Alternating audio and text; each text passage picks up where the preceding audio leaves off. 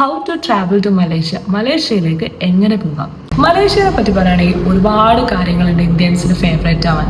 ഫുഡിന്റെ കാര്യം നമുക്ക് മെയിൻലി എടുക്കാം.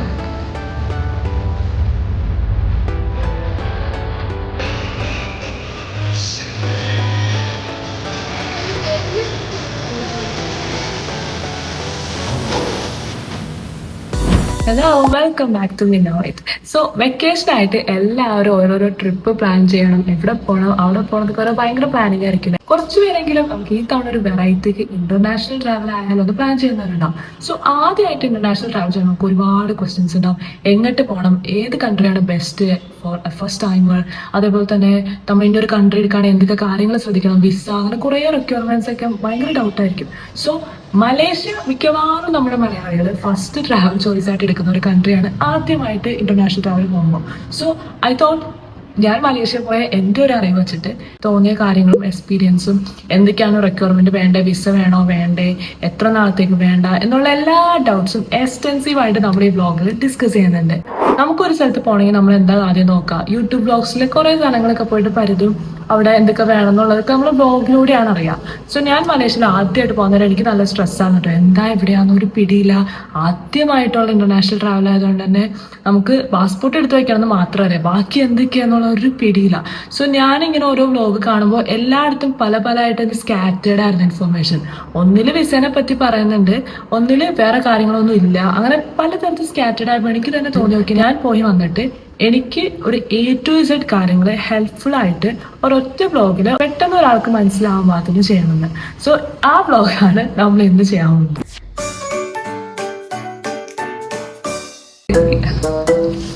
ഓൾറൈറ്റ്, ഞാൻ ആദ്യമായിട്ട് ഇങ്ങനെ ഒരു 1-on-1 ഇന്ററാക്ഷൻ ചെയ്യണുണ്ട്. എങ്ങനെ ആയിരിക്കും, എന്തെങ്കിലും ഒരു കുറവോ മിസ്റ്റേക്കോ ഒക്കെ വരാൻ നിങ്ങൾ പറയണം കേട്ടോ.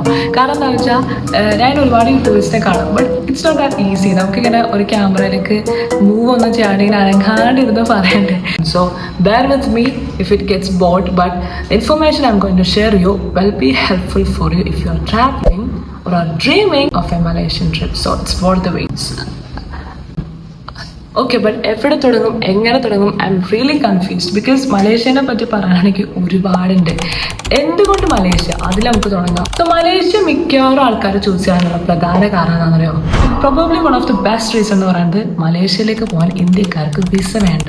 സോ വിസ വേണ്ട എന്നുള്ളത് ഇപ്പോൾ ഒരു 2 വർഷമായിട്ട് അങ്ങനെയാണ്. ഹാപ്പി ന്യൂസ് എന്താണെന്ന് വെച്ചാൽ ഞാൻ പോകുന്ന സമയത്ത് അത് 2024 ഡിസംബർ വരെയാണ് വിസ ഫ്രീ ആയിട്ട് മലേഷ്യൻ ഗവൺമെന്റ് വെച്ചിട്ടുള്ളൂ എന്നായിരുന്നു. പക്ഷെ ഇപ്പോൾ ഞാൻ കേട്ടത് റീസെന്റ് 2026 ഡിസംബർ 31 വരെ അവർ ഫ്രീ വിസ എന്നുള്ള ഒരു സംഭവം നീട്ടി വെച്ചിരിക്കുകയാണ്. കാരണം എന്താ വെച്ചാൽ മലേഷ്യയിൽ സെലിബ്രേറ്റിംഗ് മലേഷ്യൻ ഇയർ 2026 എന്ന് പറഞ്ഞൊരു സംഭവം വരാണ്. സോ അതിന്റെ ഭാഗമായിട്ട് ഇന്ത്യക്കാർക്ക് വിസ ഫ്രീ എന്നുള്ളത് നീട്ടി വെച്ചിരിക്കുകയാണ്, which is A happy news. നമുക്ക് വിസ വേണ്ട എന്നുള്ളത്. രണ്ടാമത്, ലൈക്ക് ഇൻ ദ സെൻസ് നമുക്ക് ഏറ്റവും ഇമ്പോർട്ടൻറ്റ് ഫുഡാണല്ലോ. ഫുഡ് ഇന്ത്യൻ ഫുഡ് വേണമെങ്കിൽ അതുണ്ട്, ചൈനീസ് ഉണ്ടെങ്കിൽ അതുണ്ട്, ഫിലിപ്പൈൻസ്, ജാപ്പനീസ്, അങ്ങനെ എന്ന് വേണ്ട എല്ലാ തരം ഏഷ്യൻ ഒരു ഹബ്ബ് തന്നെ എന്ന് പറയാം മലേഷ്യ. സോ ഫുഡിന്റെ കാര്യത്തിൽ അടിപൊളി ചോയ്സ് ആണ് മലേഷ്യ. അതുകൊണ്ട് തന്നെ നമുക്ക് ഇന്റർനാഷണൽ ആദ്യമായിട്ട് ട്രാവൽ ചെയ്യുന്ന ഒരാളാണെങ്കിൽ നമുക്ക് ഫുഡൊക്കെ എക്സ്പെരിമെന്റ് ചെയ്യാൻ ഭയങ്കര ഒരു സ്കെപ്റ്റിക്കലായിട്ട് നിങ്ങൾ നിൽക്കുകയാണെങ്കിൽ മലേഷ്യയിൽ ഒരുപാട് ചോയ്സ് ഉണ്ടെന്ന് അർത്ഥം. പിന്നെ മൂന്നാമതൊരു ബെസ്റ്റ് റീസൺ എന്ന് പറയാനുള്ളത് അവിടുത്തെ ക്ലൈമറ്റ് ആണ്. നമ്മൾ ഇന്ത്യക്കാർക്ക് എന്തുകൊണ്ടും ഫേവറബിൾ ആയിട്ടുള്ള ഒരു ക്ലൈമറ്റ് തന്നെയാണ് അവിടെ. വിച്ച് മീൻസ് ഏകദേശം ഒരേ ക്ലൈമറ്റ് ആണ് അവിടെ. നമുക്ക് വലിയ വ്യത്യാസം തോന്നില്ല. രാവിലെ കുറച്ചൊരു ചൂടൊക്കെ പോലെ തോന്നും, ബട്ട് നമുക്ക് സഹിക്കാൻ പറ്റുന്നതായിരിക്കും. നമ്മളൊരു ട്രോപ്പിക്കൽ ക്ലൈമറ്റിൽ തന്നെ വന്നൊരു ആൾക്കാരാണ്, നമുക്ക് സഹിക്കാൻ പറ്റും. വൈകിട്ട് ഒരു ചാറ്റിൽ മഴയൊക്കെ ആയിട്ട് ഒരു തണുപ്പും, അങ്ങനെ നമുക്ക് ഒരു വെൽ ബാലൻസ്ഡ് ആയിട്ട് തോന്നുന്നു അവിടുത്തെ climate. So in overall food നോക്കിയാലും വിസ റിക്വയർമെന്റ് ആയാലും ക്ലൈമറ്റ് ആയാലും ഇന്ത്യൻസിന് ഫേവറബിൾ ആണ്. ഇതുകൊണ്ട് തന്നെ ഒരു ബിഗിനർ ഫ്രണ്ട്ലി കൺട്രി എന്ന് തന്നെ നമുക്ക് മലേഷ്യനെ പറയാം. ഓൾ റൈറ്റ്, അപ്പൊ എന്തുകൊണ്ട് മലേഷ്യ എന്നുള്ള ഒരു ഐഡിയ കിട്ടില്ല നിങ്ങൾക്ക്. അപ്പൊ നമ്മൾ മലേഷ്യ ചൂസ് ചെയ്ത സ്ഥിതിക്ക് ഇനി എങ്ങനെ പോവാന്നുള്ളത് ആൻസർ ചെയ്യാം.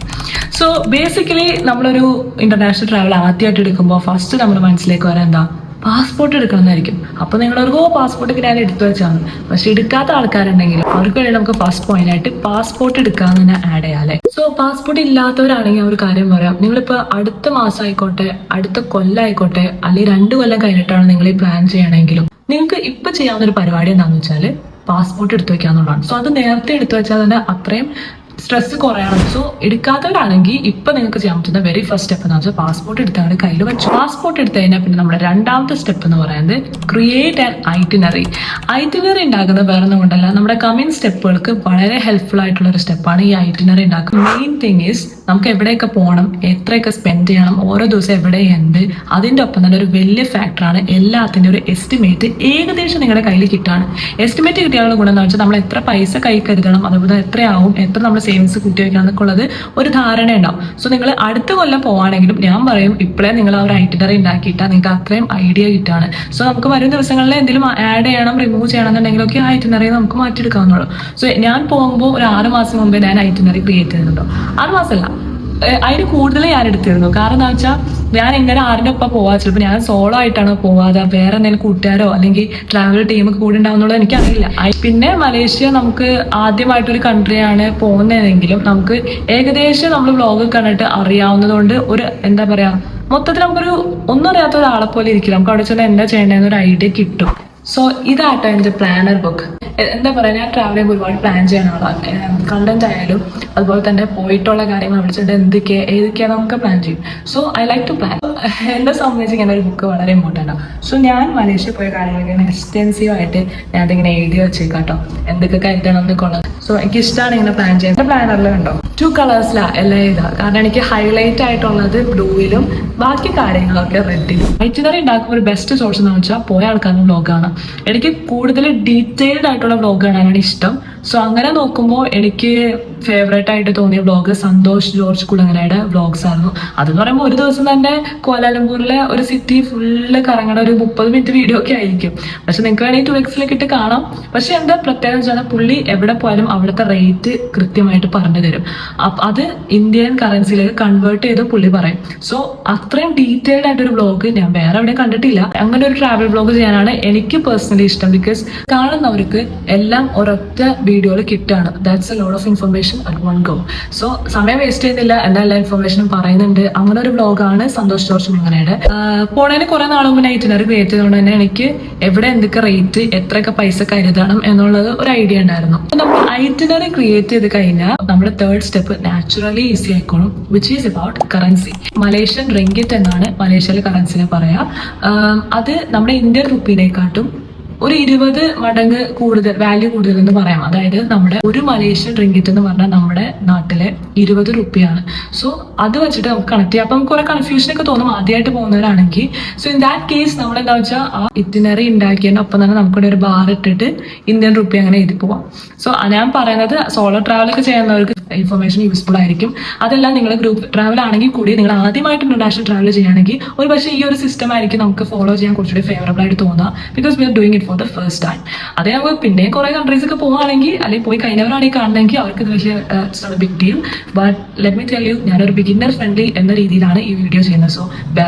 So coming back to the point, ഞാൻ പോണതിന് ഒരാഴ്ച മുന്നെയാണ് കറൻസിനെ പറ്റി എന്റെ വർക്കുകളൊക്കെ തുടങ്ങിയുള്ളൂ. പാസ്പോർട്ട് ഞാനൊരു 2018 എടുത്തു വെച്ചെങ്കിൽ, ഐറ്റിനറി ഒരു 6 മാസം മുമ്പ് എടുത്തു വെച്ചെങ്കിൽ, കറൻസി ഞാൻ ഒരാഴ്ച മുന്നെയാണ് തുടങ്ങിയുള്ളൂ. വിച്ച് മീൻസ് അത്രയും ഒരു ടൈം സ്കെയിൽ മതി. നമുക്ക് കറൻസിനെ ചുറ്റിപ്പറ്റി അധികം ടെൻഷൻ അടിക്കേണ്ട കാര്യമില്ല. ഒരുപാട് മണി എക്സ്ചേഞ്ച് ഓപ്ഷൻസ് ഒക്കെ ഉണ്ടെങ്കിലും ഞാൻ പോയത് എൻ്റെ വീടിൻ്റെ അടുത്ത് തന്നെയുള്ള യൂണിമണിയിലാണ്. എനിക്ക് വളരെയധികം അവരുടെ സർവീസൊക്കെ ഇഷ്ടപ്പെട്ടു. So I M recommending that. Unimoni ചെന്നപ്പോൾ ഒരു one of the best factor എന്താണെന്ന് വെച്ചാൽ, വേറൊരു റീസൺ മലേഷ്യ നമുക്ക് ബിഗിനർ ഫ്രണ്ട്ലി ആണെന്ന് പറയാൻ കാരണം, റിങ്കിറ്റ്സ് റെഡിലി അവൈലബിൾ ആയിട്ട് നമുക്ക് യൂണിമണി കിട്ടും. അതായത് നമുക്ക് റുപ്പിയ ഡോളറിലേക്ക് മാറ്റി പിന്നെ മലേഷ്യ ചെന്ന് ആ ഡോളർ റിങ്കിറ്റിലേക്ക് മാറ്റി, അങ്ങനെ അത് ചെയ്യുമ്പോൾ തന്നെ നമുക്ക് ആദ്യം റുപ്പിയ ടു ഡോളർ കുറച്ചൊരു ലോസ് വരും, എക്സ്ചേഞ്ച് ട്രാൻസാക്ഷൻ ഫീസ് എന്ന് പറഞ്ഞിട്ട്. അതല്ലാണ്ട് ഈ ഡോളർ അവിടെ ചെന്ന് റിങ്കിറ്റിലേക്ക് മാറ്റുമ്പോൾ വീണ്ടും കുറച്ച് ലോസ് വരും. സോ ഇത് ഒഴിവാക്കാൻ വേണ്ടി ഡയറക്റ്റ് റുപ്പിയ ടു റിങ്കിറ്റിലേക്ക് മാറ്റുള്ള ഓപ്ഷൻ നമ്മുടെ യൂണിമണിയിൽ ഉണ്ട്, which is kind of favourable. Because നമുക്ക് റെഡി ആയിട്ട് നമുക്ക് റിങ്കിറ്റ് കിട്ടും. പിന്നെ അവിടെ ചെന്നിട്ട് ആ ഒരു ഹാസൽ സ്ട്രെസ് ഒന്നും നമുക്ക് ഉണ്ടാവുന്നില്ല. സോ ഇത് ഞാൻ അറിഞ്ഞത് യൂണിമണിനെ വിളിച്ചപ്പോഴാണ് അത് അറിഞ്ഞത് ഇങ്ങനെയൊക്കെ ഉണ്ടെന്നുള്ളത്. സോ ഞാൻ ആദ്യം കണക്ക് കൂട്ടിയത് എങ്ങനെയാണെന്ന് വെച്ചാൽ ഡോളറിലേക്ക് മാറ്റണം. അപ്പോൾ എനിക്ക് വേണ്ടുന്ന മലേഷ്യൻ റിങ്കിറ്റ് എത്രയാണോ അത് ഞാൻ ഡോളറിലേക്ക് കൺവേർട്ട് ചെയ്തിട്ടാണ് ഞാൻ യൂണിമണിയിലേക്ക് വിളിച്ചത്. ബട്ട് സർപ്രൈസിംഗ്ലി അതിൻ്റെ അടുത്ത് റിങ്കറ്റ് റെഡി ആയിട്ടുണ്ടായിരുന്നു. സോ എനിക്ക് ആ ഒരു സ്ട്രെസ് അവിടെ തീർന്നു. So what I'm saying is നിങ്ങൾ യൂണിമണി ചെല്ലുകയാണെങ്കിൽ അവിടെ റിങ്കറ്റ് റെഡിലി അവൈലബിൾ ആണോ ചോദിക്കുക. ഇല്ലെങ്കിൽ അത് എന്നത്തേക്ക് റെഡി ആവുമെന്ന് പറയാം. അവർ റെഡി ആക്കി വയ്ക്കും. നിങ്ങളുടെ എമൗണ്ട് ആദ്യമേ പറയാം. അത് എത്ര നമുക്ക് എക്സ്ചേഞ്ച് ഫീ കഴിഞ്ഞിട്ട് കൈ കിട്ടും എന്നുള്ളത് നിങ്ങൾ തീർപ്പുവരുത്താം. സോ ഇതാണ് കറൻസിനെ ചുറ്റിപ്പറ്റിയിട്ടുള്ള കാര്യങ്ങൾ ചെയ്യാനുള്ളത്. പിന്നെ ഞാൻ പറയും, എക്സ്ട്രാ നമ്മൾ ഐറ്റനറി ക്രിയേറ്റ് ചെയ്യുമ്പോൾ ഒരു എമൗണ്ട് കിട്ടിയല്ലോ, അതല്ലാതെ എക്സ്ട്രാ നമുക്ക് കയ്യിൽ ക്യാഷ് കരുതാം. ബിക്കോസ് ആസ് വി നോ, നമുക്ക് അവിടെ ചെന്നിട്ട് റുപ്യ നമ്മുടെ കയ്യിൽ എത്ര ഉണ്ടെന്ന് പറഞ്ഞിട്ട് കാര്യമില്ല, അല്ലെങ്കിൽ ബാങ്ക് അക്കൗണ്ടിൽ എത്ര ഉണ്ടെന്ന് പറഞ്ഞിട്ട് കാര്യമില്ല. നമുക്കത് കൺവേർട്ട് ചെയ്തെടുക്കണമെങ്കിൽ കുറച്ച് പണിയാണ്. സോ എക്സ്ട്രാ നമ്മൾ എപ്പോഴും കരുതുക. അതിന് ബെസ്റ്റ് ഒരു ഓപ്ഷൻ എന്താണെന്ന് വെച്ചാൽ കയ്യിൽ ക്യാഷ് ആയിട്ട് വെക്കുന്നത് നമുക്ക് പല സ്ഥലങ്ങളിലും മലേഷ്യ പോകുമ്പോൾ ഹെൽപ്ഫുൾ ആണ്. പക്ഷെ നമുക്ക് എക്സ്ട്രാ വേണം എന്നുള്ളൊരു ഓപ്ഷൻ വരുമ്പോൾ നിയോ കാർഡോ അല്ലെങ്കിൽ ജൂപ്പിറ്റർ കാർഡോ ഒക്കെ എടുത്തു വെക്കുക. സോ അത് ഹെൽപ്ഫുൾ ആയിരിക്കും. എനിക്ക് ബേസിക്കലി ഞാൻ ഒരു ബാലി പോണ വഴിയാണ് മലേഷ്യ ഇറങ്ങിയത്. സോ എനിക്ക് അധികം ഡേയ്സ് മലേഷ്യ സ്പെൻഡ് ചെയ്യേണ്ട ആവശ്യം വന്നില്ല. സോ ഞാൻ ഒരു ദിവസത്തെ സ്പെൻഡ് ചെയ്യണ ആ ഒരു ഇറ്റിനറി മാത്രം ക്രിയേറ്റ് ചെയ്തുകൊണ്ട് എനിക്ക് എക്സ്ട്രാ ഞാൻ നിയോ കാർഡ് ജൂപ്പിറ്റർ അതിലേക്കൊന്നും പോയില്ല. I would rather keep the money as cash. So അത്ര സ്ട്രെസ് എനിക്ക് കുറഞ്ഞതായിട്ട് തോന്നി. പക്ഷെ നമ്മൾ കുറേ ദിവസത്തെ ട്രിപ്പാണ് നിങ്ങൾ പ്ലാൻ ചെയ്യണമെങ്കിൽ ഒരു നിയോ കാർഡ് ജൂപ്പിറ്റർ കാർഡ് അല്ലെങ്കിൽ തുടരെ നിങ്ങൾ ട്രാവൽ ചെയ്യുന്ന ആളാണെങ്കിൽ ഉറപ്പായിട്ടും ഒരു കാർഡ് കൈ കീപ്പ് ചെയ്യുന്നത് നല്ലതാണ്. ഓക്കെ, അപ്പോൾ പാസ്പോർട്ട് എടുത്തതിന് ഐറ്റിനറി ക്രിയേറ്റ് ചെയ്യുമ്പോൾ തന്നെ നമുക്ക് എസ്റ്റിമേറ്റ് കിട്ടും, കറൻസിയുടെ ഐഡിയ കിട്ടും. ഞാൻ പറഞ്ഞു ഇതിൻ്റെ ഒപ്പം തന്നെ ഐറ്റിനറി ഉണ്ടാക്കുമ്പോൾ വേറൊരു അഡ്വാൻറ്റേജ് എന്ന് വെച്ചാൽ നമുക്ക് ഏതൊക്കെ ഹോട്ടൽ സ്റ്റേ ചെയ്യണം, ഏതൊക്കെയാണ് അഫോർഡബിൾ, എത്ര സ്റ്റാർ ഹോട്ടലാണ് നമുക്ക് അഫോർഡ് ചെയ്യാൻ പറ്റിയത്, അതേപോലെ തന്നെ ബെസ്റ്റ് ഹോട്ടൽസ് ഏതൊക്കെയാണ്, അതേപോലെ തന്നെ ബഡ്ജറ്റ് എയർലൈൻസ് ബുക്ക് ചെയ്യണ കാര്യം എല്ലാം തന്നെ നമുക്ക് ഐറ്റിനറിയിൽ പെടും. പ്ലാൻ ചെയ്ത് കഴിയുമ്പോൾ നമുക്കൊരു ഏകദേശം ഐഡിയ കിട്ടും എത്ര ദിവസം മുന്നേ അല്ലെങ്കിൽ എത്ര മാസം മുന്നേ നമ്മൾ ടിക്കറ്റ് ബുക്ക് ചെയ്യണം. അപ്പോൾ നിങ്ങൾക്ക് ലക്ഷറീസ് ആയിട്ടുള്ള എയർലൈൻസ് ആണോ അതോ ബഡ്ജറ്റ് എയർലൈൻസ് ആണോ നിങ്ങൾ ബുക്ക് ചെയ്യാന്നുള്ളത് നിങ്ങളുടെ ചോയ്സ് ആണ്. ഞാൻ ഓപ്റ്റ് ചെയ്തത് ബഡ്ജറ്റ് എയർലൈൻസ് ആണ്. അത് തന്നെ ബെസ്റ്റ് ആയിട്ട് എനിക്ക് തോന്നിയതും പല ആൾക്കാരും പോയി കണ്ടതും എയർ ഏഷ്യ ആണ്. സോ അത് എത്ര നാൾ മുന്നേ, അതായത് എത്ര മാസം മുന്നേ ബുക്ക് ചെയ്യാന്നുള്ളത് നിങ്ങൾ ചൂസ് ചെയ്യുക. ഞാനൊരു 4 മുന്നെയാണ് ബുക്ക് ചെയ്തുള്ളൂ. പിന്നെ ആ ഒരു പോയ സമയം ഒരു ഒക്ടോബർ സമയമാണ്, ട്രാവൽ സീസൺ ആണ് ഓഫ് കോഴ്സ്. ബട്ട് നവംബറിൽ ഒരു ചൈനീസ് ഫെസ്റ്റിവൽ വന്നതിനൊക്കെ മുന്നേ ആയിട്ട് ആ ഒരു പീക്ക് ടൈം ആവാൻ നിൽക്കാതെ അതിന് കുറേ മുന്നേ തന്നെ ഞങ്ങൾ ബുക്ക് ചെയ്തു. സോ ഒരു ഏകദേശം ഒരു 7,000-നുള്ളിൽ എനിക്ക് ബുക്ക് ചെയ്യാൻ പറ്റി Kochi to Kuala Lumpur flight. So അതാണ് ഫ്ലൈറ്റ് ചെയ്യാൻ പറ്റി. ബുക്ക് ചെയ്യുമ്പോൾ നിങ്ങളൊരു മേ ബി ഒരു 2 മാസം അല്ലെങ്കിൽ 1 മാസം ഉണ്ടെങ്കിലും ബുക്ക് ചെയ്യാൻ ശ്രമിക്കുക. ലക്ക് ഉണ്ടെങ്കിൽ നമ്മൾ സ്കൈ സ്കാനറിൽ കോൺസ്റ്റന്റ് ആയിട്ട് ഇൻകോഗ്നിറ്റോ മോഡ് കിട്ടി നോക്കിയിട്ട് നമുക്ക് വേണമെങ്കിൽ ലക്ക് ഉണ്ടെങ്കിൽ ഒരു 3-4 ആഴ്ച മുന്നേ ഒരു കുറഞ്ഞ പൈസയിൽ ഇപ്പോൾ ഞാൻ പോയ പോലെ കിട്ടും. But that really depends on your luck. So നിങ്ങൾക്ക് കുറവുണ്ടെങ്കിൽ എത്രയും മുന്നേ ബുക്ക് ചെയ്യുന്നോ അത്രയും നല്ലത്. That is what I would recommend. Flight ticket book ചെയ്യുമ്പോൾ വേറൊരു ടിപ്പ് എന്താണെന്ന് വെച്ചാൽ നിങ്ങൾ വീക്ക് ഡേയ്സ് ബുക്ക് ചെയ്യാൻ വേണ്ടി കൂടുതൽ ശ്രമിക്കുക റാദർ ദാൻ വീക്കെൻഡ്സ്. വീക്കെൻഡ്സിൽ എന്തായാലും ഒരു പീക്ക് ടൈം ഉണ്ടാവും മിക്ക ഹവേഴ്സിലും. ദാറ്റ്സ് പോകുന്നതിന് ഒരാഴ്ച മുമ്പ് കറൻസിയുടെ കാര്യങ്ങളൊക്കെ സെറ്റ് ആക്കാൻ ഞാൻ പറഞ്ഞല്ലോ. ഇനി നമ്മൾ എംഡാക് ഫോം ഫില്ല് ചെയ്തിരിക്കാം. എംഡാക് എന്ന് പറയുമ്പോൾ അവിടെ ചെന്ന് ഇമിഗ്രേഷൻ പ്രൊസീജിയറിൽ നിർബന്ധമായി നമ്മുടെ പാസ്പോർട്ടിൻ്റെ ഒപ്പം തന്നെ കാണിക്കേണ്ട ഒരു ഫോമാണത്. അത് എന്ന് പറയുമ്പോൾ അതിൻ്റെ full form Malaysia digital arrival card എന്നാണ്. ബേസിക്കലി ഒരു സർട്ടിഫിക്കറ്റ് പോലെ. അപ്പോൾ അതിലെ കാര്യങ്ങൾ എന്തൊക്കെയാണ് പറയണമെന്ന് വെച്ചാൽ നമ്മുടെ പാസ്പോർട്ട് നമ്പർ ഓഫ് കോഴ്സ്, പിന്നെ date of arrival and date of departure നമ്മൾ അതിൽ പറഞ്ഞിരിക്കണം. പിന്നെ എന്തുകൊണ്ടാണ് നമ്മൾ വന്നേ, ലൈക്ക് പർപ്പസ്, അത് മിക്ക സ്ഥലത്തും ചോദിക്കാൻ നമ്മൾ ട്രാവൽ പർപ്പസ് തന്നെ എഴുതിയാൽ മതി. പിന്നെ അക്കോമഡേഷൻ ഡീറ്റെയിൽസ്, അവിടെ ചെന്നിട്ടുള്ള ഹോട്ടൽ, അതിൻ്റെ അഡ്രസ്സ്, അതൊക്കെ നമ്മൾ നേരത്തെ, അത് ചുരുക്കി പറഞ്ഞാൽ നമ്മൾ ഹോട്ടലൊക്കെ നേരത്തെ ബുക്ക് ചെയ്തിട്ട് പോവാം. സോ അതാണ് ഇതുകൊണ്ട് സൂചിപ്പിക്കുന്നത്. ആ ഹോട്ടലിൻ്റെ പോസ്റ്റ് കോഡ് ആഡ് ചെയ്യുക. ഇതൊക്കെയാണ് നമുക്ക് ഇമിഗ്രേഷൻ ടൈമിൽ കാണിക്കുക. ഇത് ഒരു 3 days ബിഫോർ എങ്കിലും 3 ദിവസത്തിന് മുന്നേ ആയിട്ടെങ്കിലും ഫില്ല് ചെയ്യേണ്ട ഒരു ഫോമാണ് എംഡാക് എന്ന് പറയുന്നത്. ഇത്രയും കാര്യങ്ങൾ ആണ് നമുക്ക് സെറ്റ് ചെയ്യേണ്ടത്. All right. അപ്പം ഞാൻ പോയത് എയർ ഏഷ്യ ഒക്കെ ബുക്ക് ചെയ്ത് ഇവിടുന്ന് രാത്രി 12 മണിക്ക് കയറിയിട്ട് അവിടെ രാവിലെ ഒരു 6:30, അതായത് നമ്മുടെ സമയം മാറുന്ന 2.5 മണിക്കൂർ ഡിഫറൻസ് ഉണ്ട് നമ്മുടെ ഇന്ത്യയിൽ നിന്നും മലേഷ്യൻ ടൈമിങ്ങിലും. സോ ആ ടൈം ഡിഫറൻസ് മാറ്റി വെച്ച് നമ്മൾ നോക്കിയാൽ കൃത്യം 4.5 മണിക്കൂറാണ് ഫ്ലൈറ്റ് വരിക. അതിപ്പോൾ ഞാൻ ഇവിടുന്ന് കയറുമ്പോൾ 12 മണിയാണെങ്കിൽ അവിടെ എത്തുമ്പോൾ പ്ലസ് 2.5 കൂടി കൂട്ടിയിട്ട് ഒരു 6:45 ആകുമ്പോഴേക്കും കോലാലംപൂർ ഇന്റർനാഷണൽ എയർപോർട്ടിൽ എത്തി. അവിടെ എത്തിക്കഴിഞ്ഞാലുള്ള ഇമിഗ്രേഷൻ പ്രൊസീജിയേഴ്സ് വലിയ കാര്യമായിട്ടൊന്നുമില്ല. നമുക്ക് ഒരു എംഡാക് ഫോം ഇമെയിലിൽ വന്നിട്ടുണ്ടാവും, അതുകൊണ്ട് അവിടെ കാണിക്കും. സോ ഇത്രയൊക്കെയാണ് നമുക്ക് മലേഷ്യ പോകാൻ തയ്യാറെടുക്കേണ്ട ചെറിയ ചെറിയ കാര്യങ്ങൾ.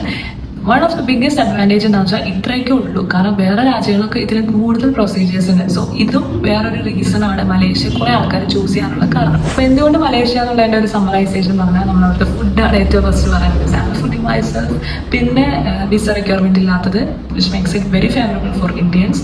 തേർഡ്ലി ക്ലൈമറ്റ് നമുക്ക് ഞാൻ പറയാൻ കാരണം ക്ലൈമറ്റ് നമുക്ക് ഫേവറബിൾ ആവാത്ത അവസ്ഥയിലുള്ള ഇപ്പോൾ ഞാൻ ബാലി പോകാൻ നേരത്ത് അവിടെ നല്ല ഹ്യൂമിഡ് ക്ലൈമറ്റ് ആയപ്പോൾ എനിക്ക് ഭയങ്കര അത്ര നമ്മുടെ സൺ എക്സ്പോഷർ ആയിട്ട് ഞാൻ നിന്നിട്ടില്ല. ലൈക്ക് 2 days ഞാൻ നുസ്സാപ്പിന് ഇടാന്ന് പറയുന്നത് നിന്നോളൂ. ഒരു was too much for me.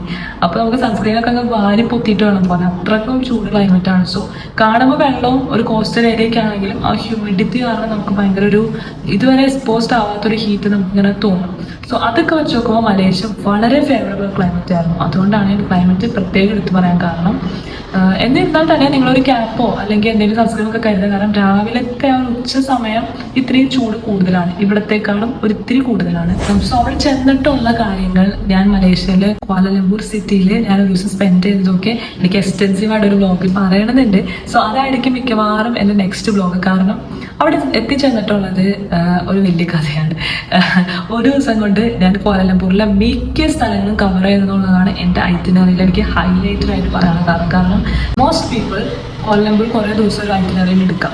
But I would say നമുക്ക് ഒറ്റ ദിവസം ഓടിപ്പോകാൻ പറ്റുന്ന ടീമാണ് നമ്മുടെ ഒപ്പം ഉണ്ടെങ്കിൽ നമുക്ക് ഒറ്റ ദിവസം കൊണ്ട് ക്വാലലംപൂർ കംപ്ലീറ്റ് ചെയ്യാം. അതല്ല എനിക്കൊരു ദിവസമാണ് ഐറ്റിനറി ഉണ്ടായിരുന്നുള്ളൂ ക്വാലലംപൂർ, ബാക്കി എൻ്റെ 1 week എനിക്ക് ബാലിയായിരുന്നു. ബട്ട് നിങ്ങൾ മലേഷ്യ മാത്രമാണ് ഫോക്കസ് ചെയ്യുന്നതെങ്കിൽ ഒരു ദിവസം കൂടെ നമുക്ക് ക്വാലലംപൂർ കംപ്ലീറ്റ് ചെയ്തിട്ട് പിറ്റേ ദിവസം നിങ്ങൾക്ക് ലങ്കാവി അതുപോലെ തന്നെ പെനാങ് അങ്ങനത്തെ സ്ഥലങ്ങളിലേക്കൊക്കെ മലേഷ്യയുടെ ഉള്ളിൽ തന്നെ സ്പെൻഡ് ചെയ്യാനുള്ള ഒരു ഇറ്റിനറിയൊക്കെ ഡിസൈൻ ചെയ്യാം. സോ ഒരു ദിവസം തന്നെ ക്വാലലംപൂർ എക്സ്റ്റെൻസീവ് ആയിട്ടൊരു വ്ലോഗ് നെക്സ്റ്റ് വരുന്നുണ്ട്. സോ ഞാൻ ട്വിൻ ടവർ കണ്ടതും അതേപോലെ തന്നെ മില്യൺ ഇയേഴ്സ് ഓൾഡ് ആയിട്ടുള്ള ബാട്ടു കേവ്സ് കണ്ടതും ഒപ്പം പുത്രജയ അങ്ങനെ ഒരുപാട് സ്ഥലങ്ങൾ കണ്ട ഒരു വ്ലോഗായിരിക്കും നെക്സ്റ്റ് വരാൻ പോകുന്നത്. സോ ഡീറ്റെയിൽ ആയിട്ട് ഞാൻ പോയ ഫോട്ടോസും വീഡിയോസും അവിടെ ചെന്നിട്ടുള്ള എക്സ്പീരിയൻസും എല്ലാം ഞാൻ കവർ ചെയ്യുന്നതായിരിക്കും. So see you in that next vlog. അതിന് മുന്നേ പ്രീവിയസ് വ്ലോഗ് കാണാത്തതുണ്ടെങ്കിൽ you would actually want to check it out because എൻ്റെ കസിൻസ് ആയിട്ടുള്ള ഒരു അടിപൊളി വ്ലോഗാണ് ഇവിടെ ഉള്ളത്. സോ അത് നിങ്ങൾ കാണാൻ രസമാണ്.